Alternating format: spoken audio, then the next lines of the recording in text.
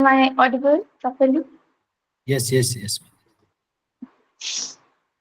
Hare Krishna, Samastana Pranam. I'll be starting with Mangalacharan. Om Ajnanatimirandasya Jnananjana Chakshurunmilitam Yena Tasmai Shri Gurave Namah Shri Chaitanya Manobhishtam Sthapitam Yena Bhutale Swayam Rupa Kadamahyam Dadati Swapadantikam Vandeham Shri Rupa Shri Yuktakamalam Shri Gurun Vaishnavamscha Shri Rupam Sagrajatam Sahagana Raghunatham Dutam Tam Sajivam Sadvaitam Savadhutam Parijanasaitam Krishna Chaitanya Devam Shri Radha Krishna Padan Sahagana Lalita Shri Shakaritam Shah He Krishna Karna Sindhu Dina Bandhu Jagatpate Gopesha Gopika Kanta Radha Kanta Namaskate Taptakanchana Gaurangi Radhe Vrindavaneshwari Vrishabhanusute Devi Pranamami Haripini Vanchakalpatarubhyascha Kripa Sindhubhya Eva Cha Patitanam Pavanubhyo Vaishnavabhyo Namo Namaha Jai Shri Krishna Chaitanya Prabhu Nityananda Shri Advaita Gadadhara Shivasadi Bhaktivinoda Hare Krishna, Krishna Krishna, Hare Hare, Hare Rama, Rama Rama, Hare Hare. Hare Krishna. So, in the last few shlokas, we were discussing about lust. So, this entire section is about lust only in the chapter of Karma Yoga. So, the last shloka was Bhagavad Gita, chapter 3, shloka number 40. In that previous shloka, Krishna told about lust and where this lust sits in our body. The three sitting places of lust. And what are they? We'll recite that shloka once. Indriyani manobuddhi atyadhishtanam uchyate etairvimma yaktesha jnanam jnanam avritya dehina. So here Krishna says that lust sits in three places that are Indriya, Mano, and Buddhi. Indriyani, Mano, Buddhi. So Indriya means senses, mind means mana means mind, and Buddhi means intelligence. And Krishna referred lust as Nitya Vairi. So what does this mean? Nitya means eternal, and Vairi means enemy. So lust is our eternal enemy. We should always remember it. So what does this lust does? It covers the real knowledge and bewilders the soul or the living entity. And what happens when the lust covers and bewilders the soul? Two things happens. The first is the soul never gets inclined towards spiritual aspect, and he never gets that interest towards spirituality, towards God. And then what will happen? The second one is it will be more inclined towards material things, towards own sense gratification. So this happens when lust gets covered. Then, Krishna's, what happens when we know about our enemy? We either we try to escape or we try to kill it. So before killing, what happens? We will find where our enemies are. So here Krishna has already told us the hidden places where the lust stays in one's body, that are senses, mind, and intelligence. So now, how it works, the senses come in contact of sense objects, right? So after sending the signals, when we through our sense organs like eyes, ears, tongue, skin, we see or we hear the material things all surrounding us, then the sense organs sends the signals to the mind, then the mind stores it, everything, like it remembers and again recalls. So then the mind stores as a repository thing.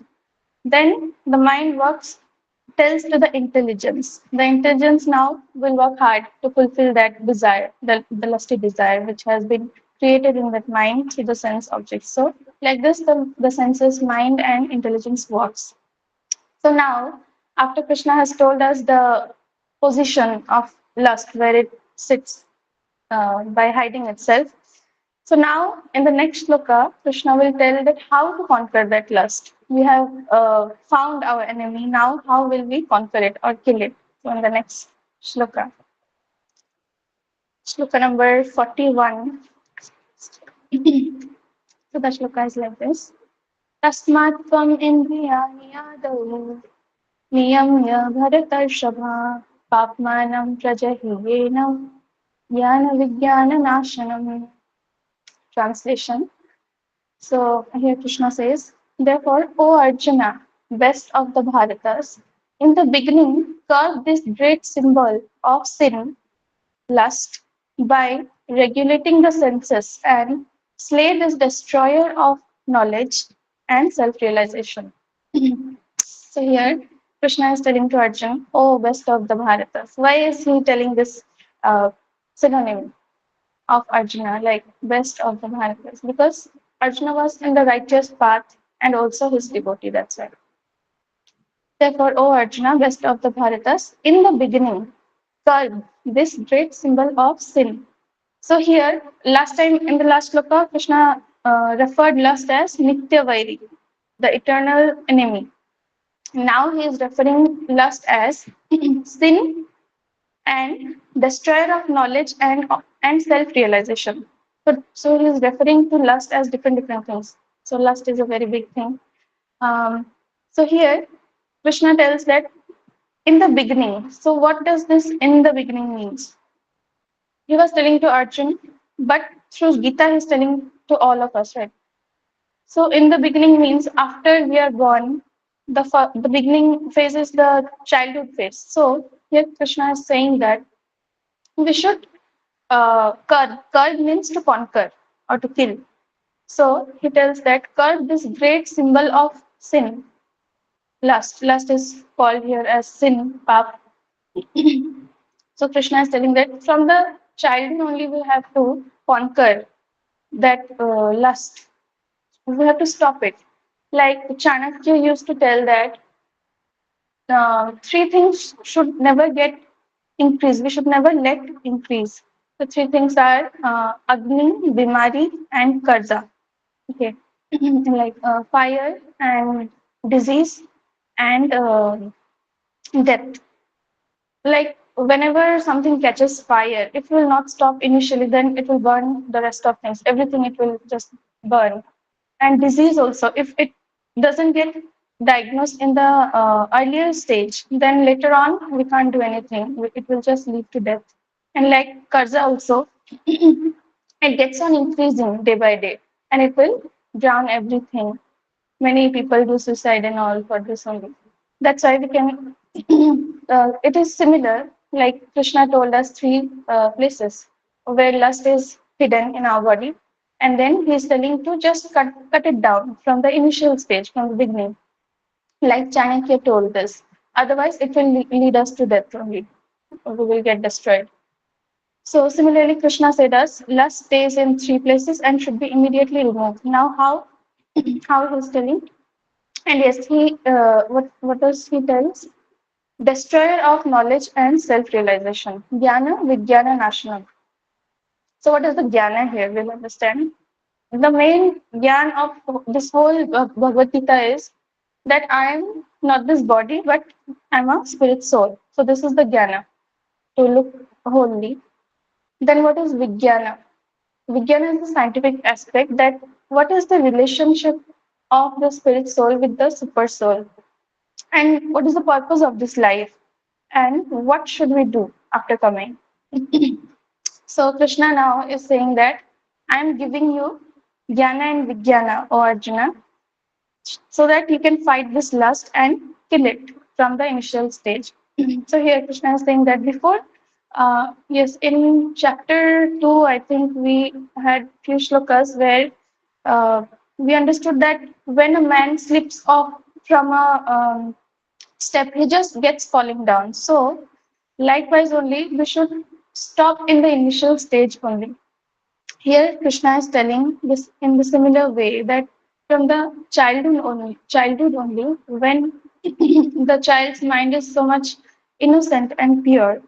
Whatever we feed in their mind, they will catch up very quickly and understand and remember it.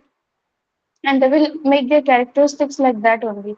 That's why it is very important to start bhakti in very little age, in childhood only, which most of us have not done because, but it's okay.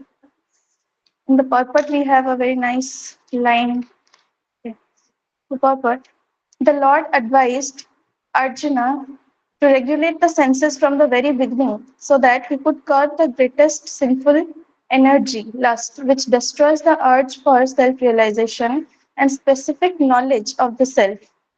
Jnana refers to knowledge of self as distinguished from non-self, or in other words, knowledge that the spirit soul is not the body. Vijnana refers to the specific knowledge of the spirit souls.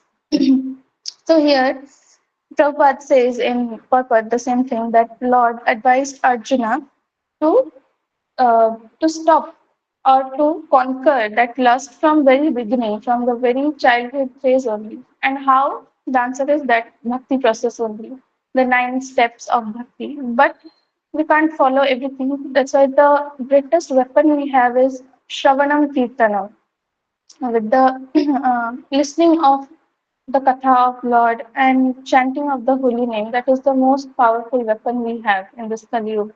Because its name is only Kali, and we are unable to do anything. We get so much of distractions in every moment in our surrounding. We are surrounded with the material energy, which doesn't let us do whatever. If even if we think of doing bhakti and all. So, so in Srimad Bhagavatam, when Shri ज्ञानं परमं गुह्यं मे यद्विज्ञानसमन्वितं सरहस्यं तद् अङ्गं च गृहाण गदितं मया. The meaning, the knowledge of the self and supreme self is very confidential and mysterious, but such knowledge and specific realization can be understood if explained with their various aspects by the Lord Himself. So here it is said that Jnanam Paramam Guhyam. Guhyam means secret or confidential. So here it is said, Bhagwan says that this is a very secret knowledge which I am giving you. And this can only be understood if it is explained by God Himself. And the recipient is a devotee. We should surrender with that heart to understand, to know the real knowledge. And the Bhagavad Gita gives us that general and specific knowledge of the self. The living entities are parts and parcels of the Lord, and therefore they are simply meant to serve the Lord. Yes. As we already have learned so many times that we are part and parcel of the Lord and we are spirit souls, not this body. So our original constitution position is to serve the Lord. We can think that whenever we are engaged in different celebrations of the Lord, different seva services of the Lord in our center, or whenever any festival for our Lord comes, then we are so much inclined towards it. We don't think we all have some sort of problems in our life. Our backgrounds are different, but whenever we are there with the devotees, we are so much happy, that blissful state. We all have realized during Kirtan and Katha Shravan. We just go to different zone and we don't think what this material sorrow or pain are there. So that is the real position of our soul. And now, lust is only the perverted reflection of love of God, which is natural for every living entity.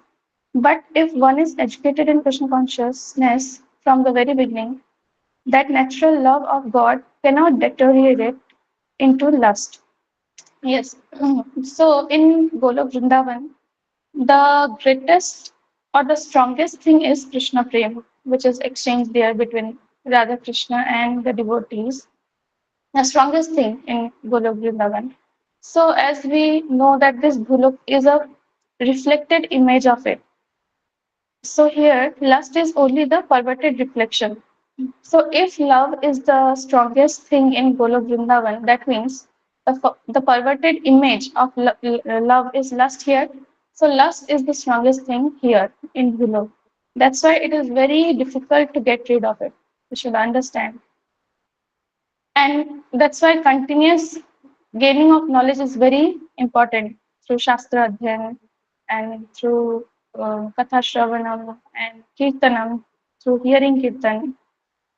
So when love of God deteriorates into lust, it is very difficult to return to the normal condition. Yes. When one gets into that lust, it just keeps on increasing. It's very difficult to come back. Like that when a man slips from a height, he just keeps falling down. It's very difficult if he is not controlled in the initial stage. That's why Krishna consciousness is so powerful that even a late beginner can become a lover of God by following the regulative principles of devotional service. It's for us. So, Krishna consciousness is so powerful that even yes, late beginner, like we all are late beginner in Krishna consciousness because we have wasted so many years of age to come to this place. We have started at least, but here Bhagwan is telling to start it in the initial stage, that is from the childhood. But here also Prabhupada says that it is very powerful. This Krishna consciousness is very powerful that even if at what age we start, even at old age or whenever we start, it's very easy. It's very easy to become a lover of God. So whenever in life we come in contact with it, we should just be serious and continue our sadhana. And by following the regulative principles of devotional service, yes. We have already discussed earlier about why these four regulative principles are given by Prabhupada, which is not lame, but it is completely linked with the four pillars of dharma, that is Satya, Daya, Tapa, Shuchi. Because if we don't follow these regulative principles, these all four pillars of dharma is being destroyed, and we fail as a human. So, from any stage of life or from the time of understanding its urgency, one can begin regulating the senses and Krishna consciousness, devotional service of the Lord, and turn the lust into love of Godhead. Yes, from any stage of life, whenever we are we come in contact with this Brahma Gyan and we got any chance of getting a mentor like Sangramjit Prabhuji, should never miss that opportunity and keep on uh, reading the Shastras and getting knowledge, continuous knowledge, and practicing our bhakti process. So, um, the highest perfectional stage of human life, which is this bhakti, the love of Godhead, when we get through chanting the Hare Krishna Mahamantra. So, we got to know that where this lust stays and how to conquer and when to conquer. But it is not really easy. And in today's world, all the people are faking themselves. They are thinking that we are the masters. I'm the master of my wife. I'm the master of my husband. I'm the master of this family. I'm the master of this property. Everything belongs to me. This, that. This lust is so strong that even in the bed, people will think about, okay, how should I hand over, to whom should I hand over my properties and all. So this is so strong. Even on the deathbed, also the person will think about his properties, not God. So this was about 3.41. So we'll go to the next sloka. Bhagavad Gita 3.42. Indriyani parani ahur इन्द्रियेभ्यः परं मनः मनसस्तु परा बुद्धिः यो बुद्धे परतस्तु सः once more इन्द्रियाणि पर्यण्याहुः इन्द्रियेभ्यः परं मनः मनसस्तु परा बुद्धे परतस्तु सः. So the translation, the working senses are superior to dull matter. Mind is higher than the senses, intelligence is still higher than the mind, and he, the soul, is even higher than the intelligence. So here we will get a hierarchy of the position of these three things, four things: the senses, mind, intelligence, and soul. So here it is said the working senses, means our senses, are superior to dull matter. Dull matter means the sense objects, whatever we see around us. So the working senses are superior to the dull matter, and then mind is higher than the senses. So we have senses in the lower, then the mind is above the senses, then above mind we have intelligence, then above intelligence we have the soul. So soul is in the highest position, is in the highest position among all of these.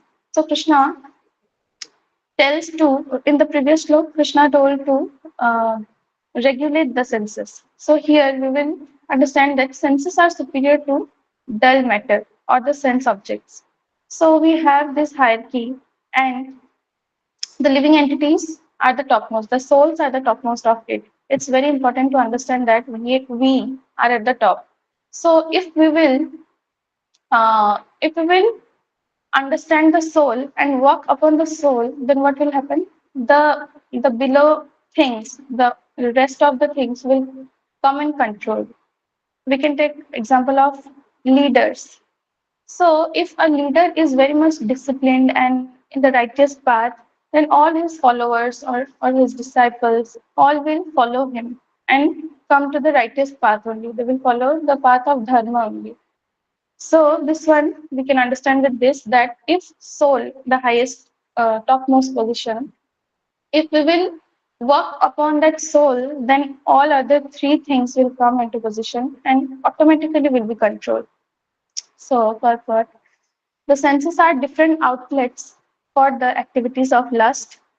Lust is reserved within the body, but is given vent through the senses. Therefore, the senses are superior to the body as a whole. These outlets are not in use when there is superior consciousness or Krishna consciousness here. So, the senses are different outlets because um, the outer things in our body which gets in contact, because our mind doesn't get in contact first. We see through our eyes, we hear through our ears. So through our sense organs only we see or feel whatever there are in our surrounding.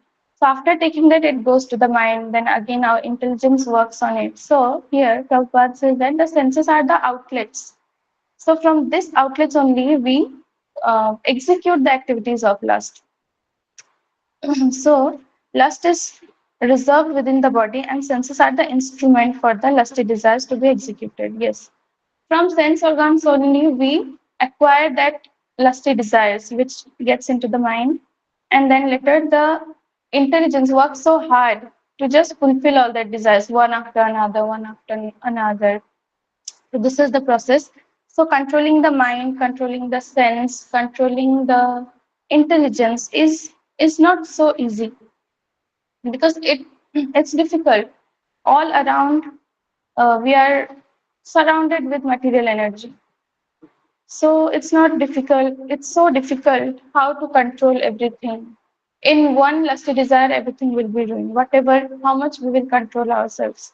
So, and what does controlling the mind are we talking about? Even while sleeping, also, even if the whole day we'll control, while sleeping also we get so much of dreams, right? So it's not easy. It's quite impossible if we say to control our mind or intelligence or senses, because we are, this is Kali Yuga and we are surrounded with that energy who will continuously poke us or distract us with different things. So we can take a very nice example here, that how dangerous lust is, and it's very difficult, how difficult to control our mind and bring that stability to our mind. So we have heard about Ajamil. So Ajamil was a very nice devotee from since his childhood. He used to do very nice seva for the Lord. He used to do everything. But what happened when he grew up? Once he was married also. Then later on, what happened? One day he saw a prostitute standing outside, And after seeing her, he was so much, his mind was so much agitated that he really needed her. He was thinking about her all the time. And later he approached that prostitute, and they are already so much inclined, the prostitute. So she was okay. Then they met every time. And then he was so much addicted with the prostitute that one day he told his wife to go to her mother's house and she went away. Then he stayed with the prostitute. And then they are so much greedy, so she always wanted more and more. Then that Ajamil, he used to bring day by day whatever she required. She was so much demanding. Then what happened? Slowly, slowly, the greed increased to that extent that Ajamil did even robbery and murder. So he fell down from being devotee. That's why we should understand that if Ajamil, a great devotee, he went through these things and he just fell down. So we are nothing. It's very, very dangerous and very serious thing to cut down the lust, to conquer the lust. So we should be very serious regarding our practice.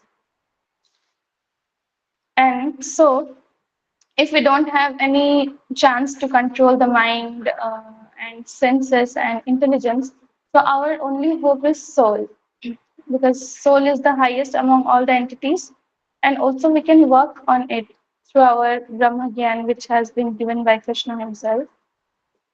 So we can take that and whatever, and the best example, the best thing which Prabhupada has given us, the chanting of Mahamantra.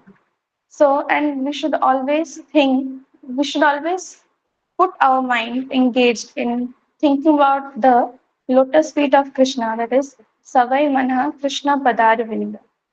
Therefore, if one understands that the original position of himself, that I'm not this body, but I'm the soul, and I have eternal relationship with the Lord, and I'm part and parcel of Krishna. So these 3 points are very important. We should always remember and uh, engage our mind and physically get engaged in the devotional service of the Lord.